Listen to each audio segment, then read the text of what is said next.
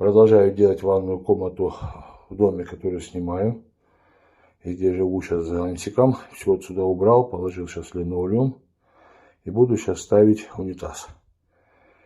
Кабинку душевую здесь поставить варианта нет. Плюс она очень дорогая.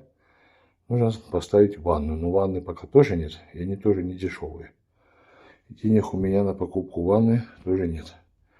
Ну, посмотрим, может быть, чудо произойдет, кто-то поможет из волшебников, и тогда у меня будет еще и ванна здесь. В общем, продолжаем ремонт.